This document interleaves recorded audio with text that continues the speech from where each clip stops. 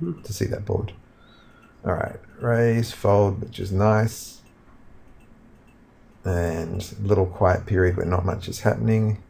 He finds his fold button for the first time in the match, which is nice. And yeah, this is another potential leak from Chris, which I think is based on the fact that he's not playing so many hypers. He's probably not playing enough hands there where he folds 5 or 6 in a row.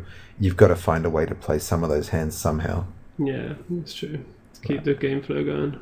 Yeah, you can't completely knit up and fold when you're this deep. You can knit up and fold when you're in the end game and you're getting 4 or 5 hands in a row and there's nothing you can do. But when you're this deep, you've got to find a way to play some of those hands.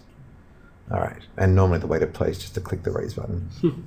All right, raise. I don't see this as a great flop, considering I've got an opponent who's been a little bit loose post-flop, and therefore I choose to check back and basically just give it up. And yeah, I mean, I've got showdown value and all of that, but obviously he's not going to let me realize it. And I think there's a spot where me giving up and going home is okay. Yeah, I totally agree with that. It's totally fine to just give it to him now. I mean, you could hear a call, but it'd be a bit splurry. I'm sure he's got some sort of even he'd be value betting his 7s here. Yeah, absolutely. All right, 5, 6, and hey, I was talking about this recently. Like, I haven't put any 3-bet non-all-in bluffs in my range. Yeah, it's a nice hand to do it with too. Yeah, and just game flow wise, I think I've been really nitty for like a bunch of hands. It's time to pull out a move or two. And also, I think it's the thing when the player does show that they can be tight, and then they do start opening up after their tightness. I think that's when their range is the widest. So it's the time that you can actually. So, for example, say if someone only has a 50 or 60% raise amount, but they folded a few hands, that range now becomes 90% or 80% because they're going to raise hands that they might have folded a few hands before. So it's an even better spot to 3-bet right at this game flow spot here. That's some really, really interesting analysis. Like, that's something I've never thought of, that because they've had to fold a few, their opening range might get wider and therefore they're more open to being exploited by a 3-bet. That's pretty cool. I just thought, well, they're knitting up, now they have a hand, but no, they're sick of folding. Yeah. Cool, let's move on. All right, Queen 3, standard fold, and I mean, not a standard fold, but I just think I've been opening a bunch of hands and it's time to fold one. So game flow wise. And looks like a battle of who can fold the quickest at the moment. All right, and I don't like this flat at all. I definitely should check raise this and get it in. This is just ugly. Not sure what I'm doing here. And unless I've got some deep plan where I'm going to call and make him barrel against me, and of course I get nut worst turn and river. So, well, not nut worst, but not very good. All right, try limp and stab, and get check raised. I'm happy with my limp and stab there. It just didn't work. Yeah. And raise and get jam, so things aren't going so well. And jam this at 8 big blinds over his limp. He's been limping weak and folding, so I'm okay with that. What do you think, MOCA? I'd probably check this hand, but yeah, it's totally fine. Again, like I said, as long as he doesn't see, and if he does see, just making adaptations after it, anything's fine. So to make it clear, because it's a beginner and intermediate video, what adaptions would you make if you got caught making? I would just check back my 3-5 suited and stuff like that in future, and then just weigh it towards value hands. So hands like King X and Ace X, so then he might think that he can limp a Queen 10 or Queen 9 or something like that to trap you, but you'd just be checking back hands that beat, but then just jamming hands that. So basically, you'd be turning his trap on himself. Right, so jamming a stronger range. Yeah, exactly. All right, cool. Not the best of the words. No, you made it clear. I just summarized it. Yeah. All right, and here I make a little play. We're really shallow, so I'm going to look like a prize goose if this fails. But my logic here I really like it. Yeah, it's like I can easily have an 8 in my range. And I just don't think he's got that many queens and so on, so he's going to have to fold a lot of the time. And like he never has any gut shots either, because all them hands jam pre-flop, so he can only really ever have like a bare 9 or something. He would never have any connection for draws. Yep, nice observation. So that makes the play good. All right, try min raise, get jammed again, and that's okay. I wish I had open jammed it. If I'd have known he was going to jam that, then obviously I wouldn't have min raised it. All right, and now I choose to open jam because he seems to be getting a little 3-bet happy, and I don't like min raise calling at like 9 big blinds, or well, a bit more than 9 big blinds with king 6. What do you think, Michael? No, yeah, open jam is definitely best. Yeah. Sweet. All right. Oops. What happened to our queen 9? I guess he folds. All right. Ace king. Definitely min raise because he's been jamming a lot. Even though it looks really strong, the dynamic is there that he's jamming over min raises. Yeah. And just a cooler. And I managed to hold, sick hold. All right. And we're on to a new match. Let's do another one, and then we'll see how the time's going and see how we're going for this video. I'm trying to make it about 30 minutes. All right. Min raise, standard. And here, if he's raising a lot, then jamming this is pretty standard. If he's not raising so much, then flatting it's pretty standard.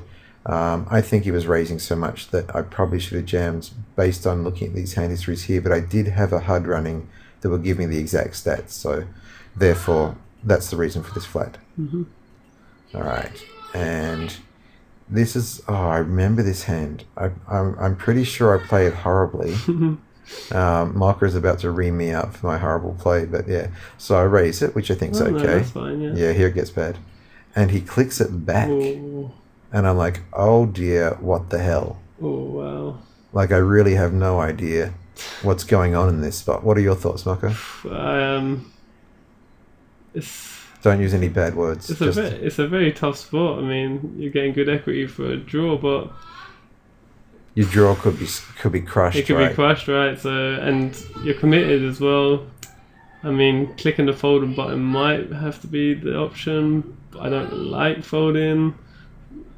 It's a very tough spot for me.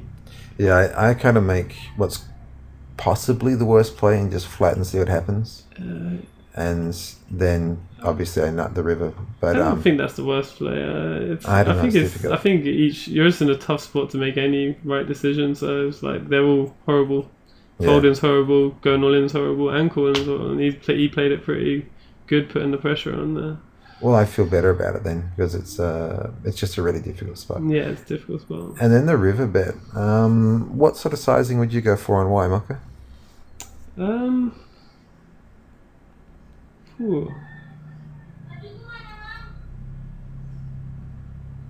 might check.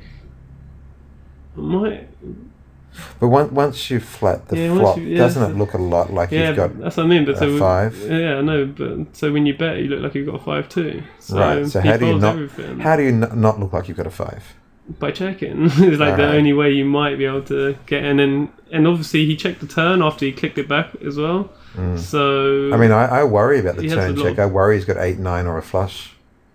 Yeah, so another reason to check call, because it gives a wider range. It gives the bluffs that he potentially has. It gives his maybe he has a 6 sometimes and he turns it into a bluff to make it fold a 7. Oh. No, but hang on. He doesn't think I got a 7 when I flat the flop. Yeah, I remember it was like bet my me. It's a tough spot, but overall you think check gives you the best. Well, it gives him the widest range because he has a very narrow range. It's very polarized to really nothing almost and everything. So it's like to get the polarized of nothing, check calling would be probably the best. That may be one of the weirdest statements I've heard in a video. His range is polarized to nothing and everything. When I think about that, I'm like, what? But I do know what you mean. It's either like really strong or really weak. Yeah, exactly. Yeah. All right. Once again, not good with the words, I told you. But it made sense. It made sense. All right, King 9, and we're at 13. Limp, attack, and get jammed on. Yeah. And I folded this spot. Yeah, I think that's fine to fold. I would have just open jammed myself, but once you make the raise and he jams, his range is Strong. cuckooed, yeah. Yeah. The other thing is that I've attacked his limps a lot, and he's finally adjusted. Exactly, yeah. So good play, fair play, Mr. Moneymaker. Yeah. All right, fold that one obviously, and I go for another limp, and I consider this a game flow thing. Like, I attacked his last limp. I don't expect him to limp strong this time. Yeah. What do you think, MOCA? Yeah, and even if you don't get away with it, as the dynamic that you are just going to keep attacking his limps. So I like it. I definitely would do it myself. Yeah, I'm relentless is what I'm saying, and possibly stupid. All right, C-bet, get jammed on. I think the flop's not the greatest flop for me to C-bet. I could easily check this back. Yeah, the middling cards do connect a lot of draws and stuff like that. Yeah, so... It almost could be a call, but yeah. Oh. But yeah, we won't go down that road. Yeah, let's...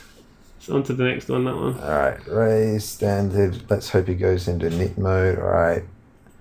Flat here. Get barreled here. Give up. And I think that's okay. Yeah, it's totally fine. Alright. And I wish in hindsight I'd made a few more 3-bets against this guy. And this is the advantage when you've been attacking every single limp, that you finally might pick up a hand, and hopefully he'll do something, hopefully he'll show some poor timing, but he just flattered it.